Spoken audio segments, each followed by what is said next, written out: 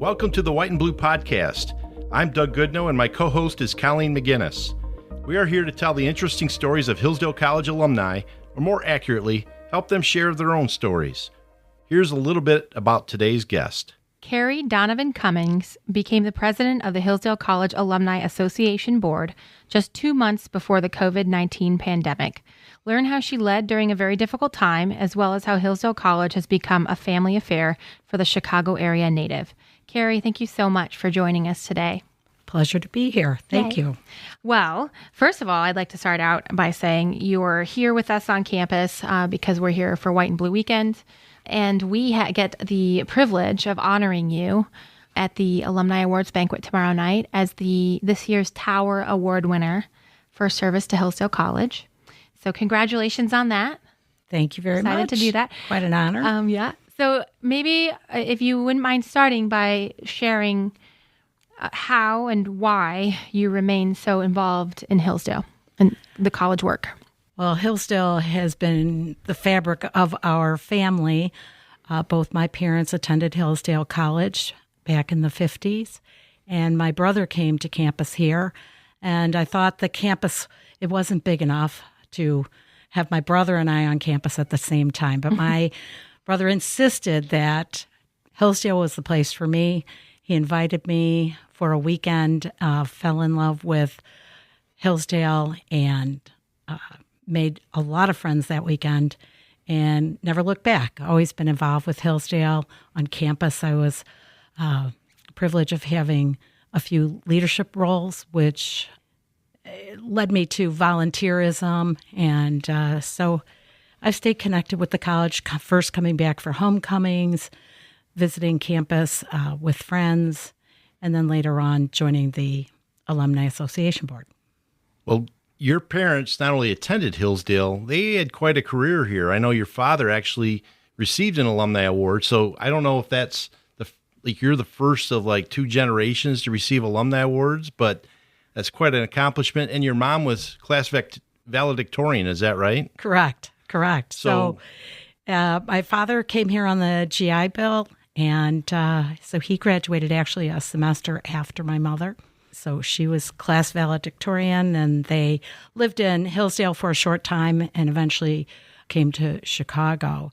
So my father then, a spirit of volunteerism runs through our family, and could watch my parents and how they volunteered in various organizations. And my father absolutely loved Hillsdale College and particularly Hillsdale football. So he worked on a Chicago chapter. So that was his involvement, encouraging alumni to gather in the Chicago area. And eventually, because of all that volunteerism, he won I believe it was the Tower Award at that time as well. He won the same award? Yes. Wow. So, in fact, I remember bringing our family here and our children. My husband and I have 4 children, and our youngest, he was probably about 10 at the time. So we all came to honor my father, Grandpa, and I remember our youngest running around the corner at Dow saying, "You'll never guess who I saw, Mom. Pat Sajak." Oh, really? I said, I forgot to mention that. Oh, that is so awesome. Anyway, it's a very memorable event for our whole family when he received the award, and everyone knows my father was just absolutely such a huge fan of Hillsdale. One of the things my father would do Sunday morning, get up, first thing is read the newspaper at the football scores, and he was always looking for Hillsdale College football score to let us know whether they had won or lost. And then he would name very humorous named schools. Slippery Rock was one of his favorite to read off to us. But years later, he would call the coach. I believe Coach Otterbein would get a call from my dad every once in a while, Sunday morning, to congratulate him on the game. So that's how much enthusiasm there was by my father, but my mother was equally enthusiastic. They were true boosters. Absolutely. Did your dad play football? No, he did not. He just loved it. A huge fan. Okay. Just a huge fan. Very good. So you could, just based on who you are and your career and your family, raising 4 kids and now, helping to raise grandkids and Now also you're a vice president of a financial institution in Chicago and very accomplished there, involved in your community. You could have also earned an Alumni Achievement Award for your career achievements, certainly too. But I think the Tower Award is the best award. I mean, they're all great, but to me, the Tower Award is so meaningful because of what we're trying to do here at Hillsdale. And it just, to have people, volunteers come and partner with us in that work, it's just, we can't do it without you. And so to me, that's the most consequential award, I would say, to our work.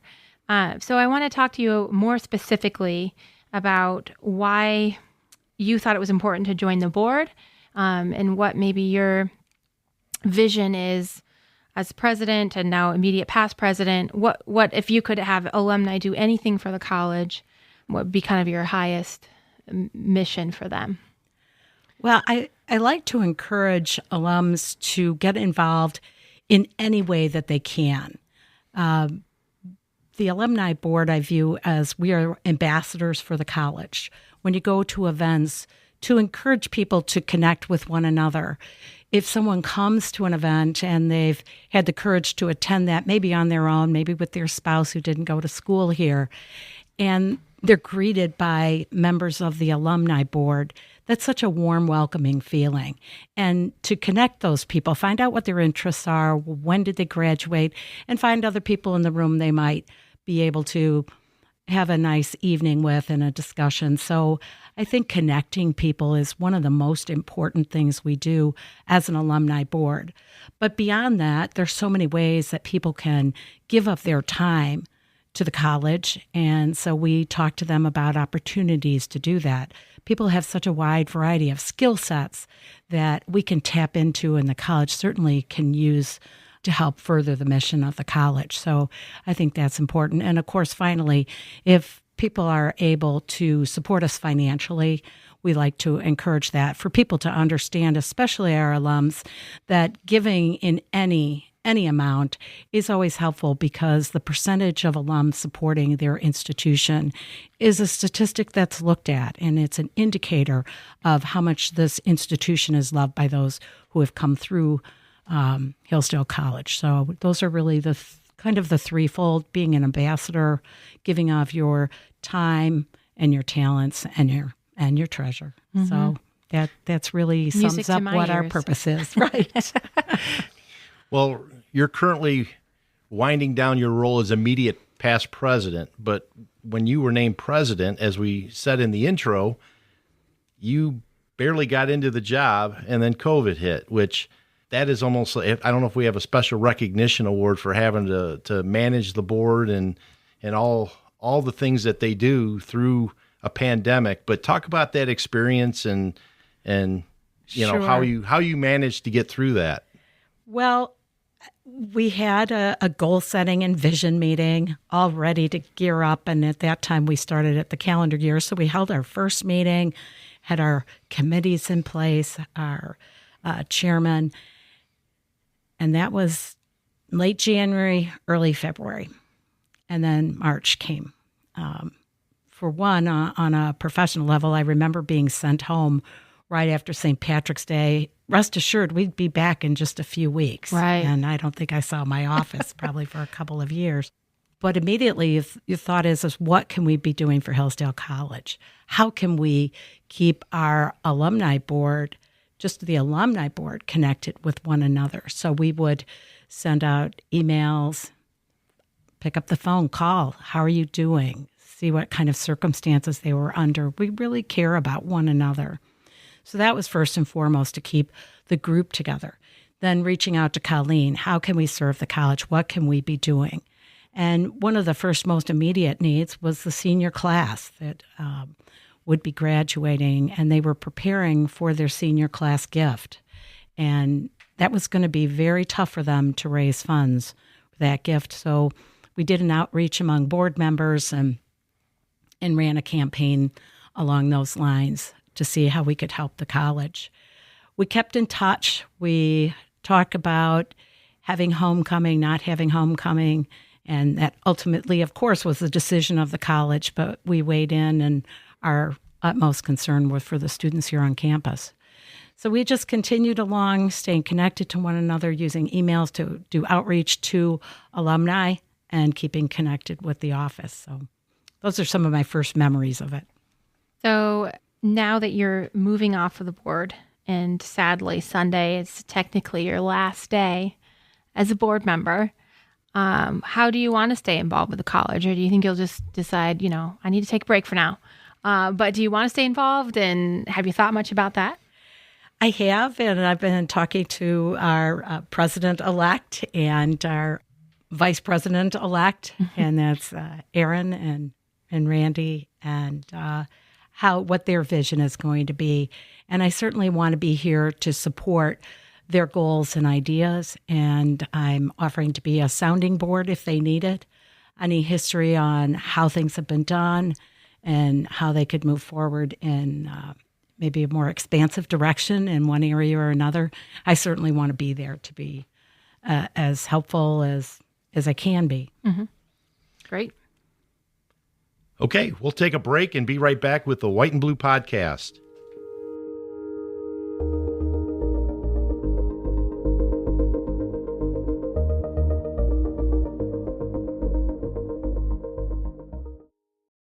Hey there! Today I want to tell you about the Hillsdale K-12 Classical Education Podcast. This unique show explains how children benefit from an American classical education. Whether you're a teacher, student, or parent, you'll find something of value on the show. You'll hear from teachers and administrators from schools around the country, as well as Hillsdale professors and friends who are leading the effort to revive the American tradition of K-12 education. When you listen, you'll learn all about classical education, what it is, how to teach it, and why it matters today. And there are dozens of back episodes on specific topics, like teaching Singapore math, reading great books, and even understanding how athletics is critical to a child's development. Listen every Monday on podcast.hillsdale.edu. That's podcast.hillsdale.edu, or wherever you find your audio.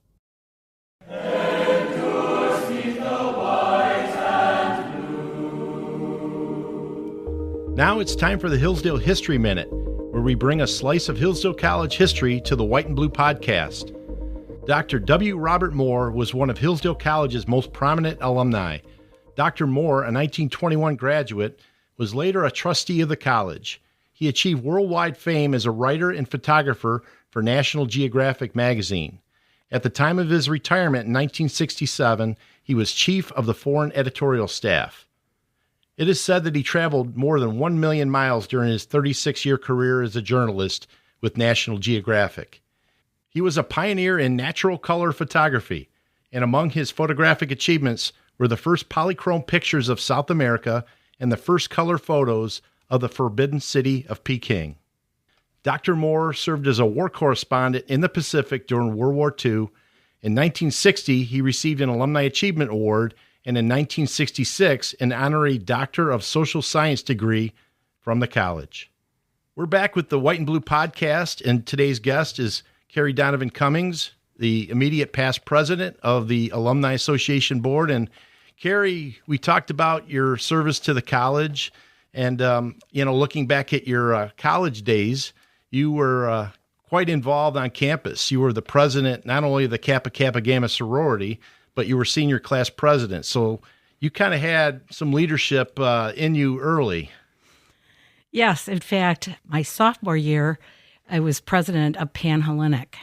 And you're Really? coming in, yes, as a sophomore. It's like the trifecta of yes, presidencies. and I'd only experienced one Greek week, but I had some ideas about revamping it. And Of course I had to you did. build a lot of support for that. That wasn't easy, but we did manage to make quite a few changes to Greek Week and hope that we made it a little more fun. Over the years, obviously, they've had a lot of opportunities to make changes, but that was really rather fun, really fun. So, What would you say of your college experience? What was maybe one of the most memorable or impactful experiences? well, it actually was not in terms of my leadership roles, but I remember a reporter coming to have lunch with us at the Kappa Kappa Gamma house, and the reporter This was at the time where federal government was claiming we were a government recipient institution. And I think the goal of the reporter was to try and find if we had some hidden issues that we were trying to protect. And so he wanted a particular angle. That was my opinion. And he wanted to see if women were oppressed. And really? so one of the questions, well, I framed that from the questions he asked because he said, well, at the time, there was visitation hours in the dorms, and he asked if we had visitation in our sorority, and I said, no. And he left it at that. I said, well, would you like to know why? And Good for you. well, I said, because we voted that we would prefer not to have visitation. We have a small second floor, and that was just our preference. So we voted to have that. And so I think that was a detail he really didn't want to hear because that showed that we were empowered to make our own decisions. Did he publish that detail?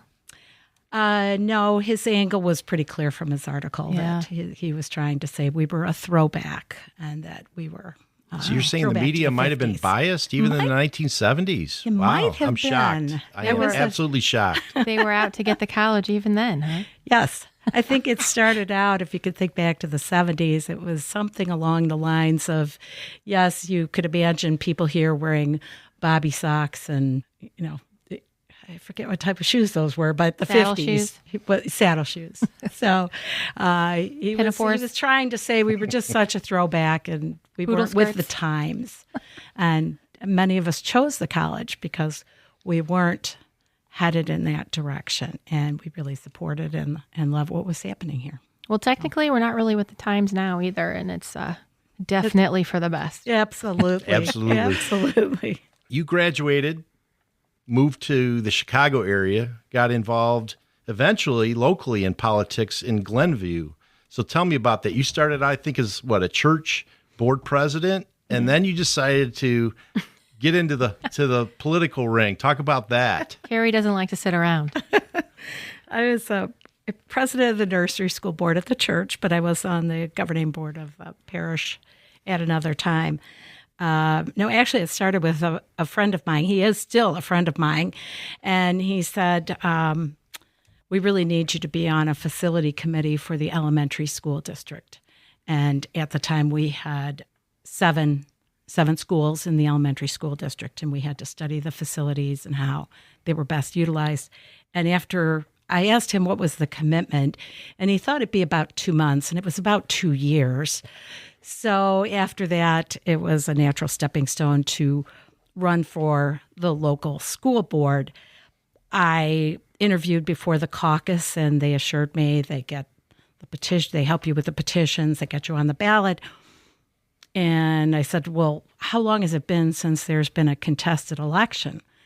20 years. And of course, That was the year. ran for office. That would be the first time in 20 years it was a contested election. From there, I went on to the village board as village trustee, and then I ran for village president. And in our local political party, we do 2 terms and out. It's an honorary promise that we make. And so I served my 2 terms and have been involved in various committee work since then, and still in my local party. So what is that, when I'm from Washington State and now obviously live in Michigan, but what is it? What is a village president? You don't hear that very much. What is that equivalent to in local politics, across the board, do you think? Some people refer to it as a mayor, but it can be slightly different depending on the community. We hired a professional village manager. So the role of the village president was really to hold the meetings, hearings, and help the board establish policies that then would be executed by the village manager and the staff. So we were very fortunate. We were at a time where there was a lot of transition. They just closed a major naval air base, and it was in the middle of redevelopment. But we were at the downturn of that, and we needed to look at staffing and budgets and make sure we were aligned appropriately for taxpayer dollars. So it really was a very interesting time to serve, but it was a wonderful time. I had a very cohesive board in terms of fiscal responsibility. So what motivates? I mean, you're someone that likes to take an active role in pretty much anything you're involved with, which I admire greatly because I have a long day and I get home and I just want to binge Netflix instead of go work on some other project. I do fight it, but so what motivates you? What would you say, gives you the energy to tackle all those things and everything else that you're doing in your life too? I think it comes from wanting to make positive change, to keep having things move forward and be reflective of what our community wanted to achieve.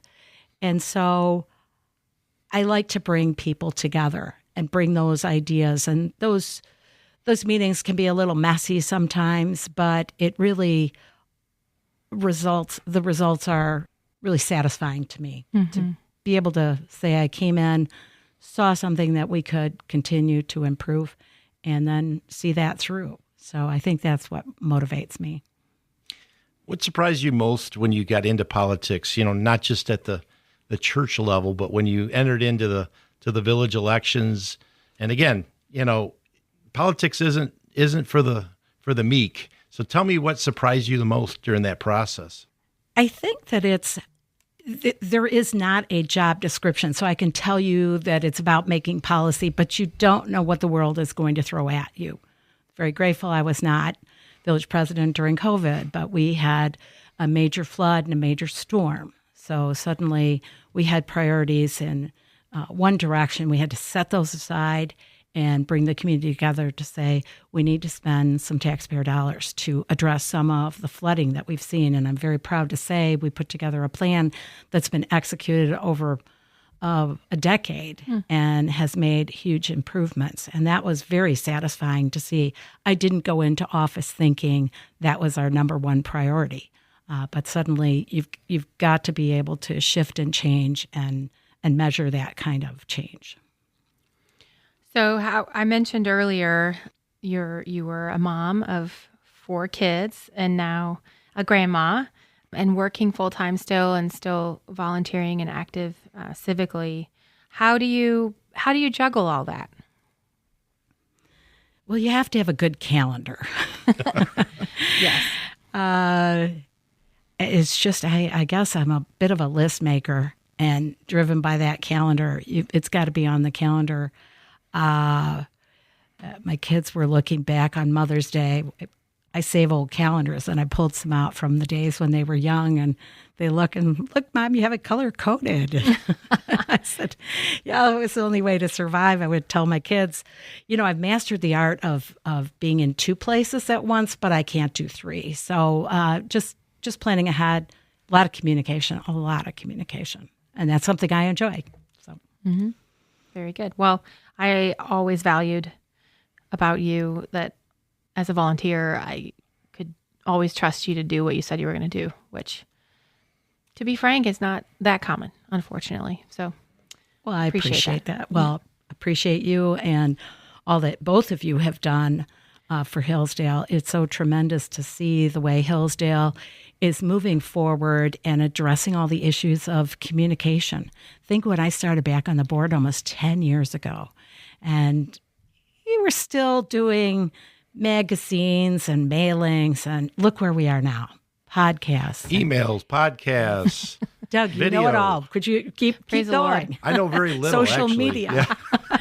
Oh. But it's been tremendous, and I really think alums are responding so well to the types of communications that are coming out. I mean, you just talk about the little minute of history. We have so many fascinating alums. We really do. And it is fun to read those stories or hear those stories. And so you both have done a tremendous amount of work to keep alumni connected, and that's the most important. Well, thank you for the public service announcement. Yes, we appreciate it. Absolutely. I read all the time. It's fabulous. That's great. Well, why did you go into finance? What was your major in Hillsdale and why finance? I had a double major. I was English and math. And Doc King, who was head of the English department at the time, I was planning on going into teaching math. He was very surprised by that. He had known my work in the English department. So he sat down with me and said, exploring other options, have you thought of going to law school? So after Hillsdale, I did go to law school. I worked for a litigator. Beauty of going to a school in Chicago is you can work at an active law firm while you're doing classwork. And so I really thought I wanted to go into litigation, and had some exciting times just as a student working on a couple of cases with the law firm I was with. But I realized that didn't seem to be a very good work-life balance. So I explored working for financial institutions. My father worked for a bank on LaSalle Street. LaSalle Street was filled with the major banks. And I ended up in the trust department. So I really wanted to work on estates and trusts. And at the time, that was a high priority for them to hire people with law degrees. And I started out preparing estate tax returns by hand. Those were not on the computer. Oh, wow. You had to know every line and so it was my math that kind of got me into that. I love the fascination of tax and tax savings and all of that, but that's, moved into the broader concept of working with people on their estate plans. Well, you've been in Chicago for a very long time, and I know your father was very active with the alumni chapter there for a while, and now I think within the last couple of years, we've reactivated that Chicago chapter. So talk about that a little bit, and obviously you're very involved in that process as well. Yes, and that is another piece I would like to continue to work on. Yay. The Chicago area can be a little bit of a tough nut to crack. You could be in the Chicago area, and it could take you a good hour to get from one we know. suburb. Yes, you do, traveling up and down. And it used to be that Chicago and the Loop, as they call it, that's where the L loops around the business district, used to be the place where you could count on a high percentage of people working in that area. But everything is not completely dispersed, but especially after COVID, you have remote work. So where we used to be able to plan an event downtown and we could count kind of on an audience that come in after work, before work, it's a little more complex. However, we have better tools than we had before. So you can look at the data and the scatter maps and decide where our concentrations are and where we should be planning events. So we've kind of divided that into three major areas: the north suburbs, the west suburbs with the southwest coming in, but most of the scattergram would show it's out in the west suburbs, and then probably our younger alums living in Chicago. So we're going to be looking at planning events that occur in those different places. Certainly anyone is able to come to any of them, but we hope that we can bring something a little in their, quote, backyard. Those are our plans. That's very exciting. All right. So what would you say is the thing you're most grateful for as a Hillsdale alumna? I think that all the opportunities I had to explore leadership was one. I had so many opportunities, and my experiences in that really served me well going forward. But I also think the strong sense of friendship and values. Very, very strong. I cherish that. I talk to alums of all different generations and find we have such a common bond, and that's very special. To have a family of Hillsdale friends is incredible to me, and I cherish that. Well, on that note, what a wonderful conversation. Thanks for joining us. Thank you both. Congratulations. So much. Thank as well. you. Thank you. For Doug Goodnow, this is Colleen McGinnis, thanking you for joining us on the White and Blue podcast. And may that spirit long remain.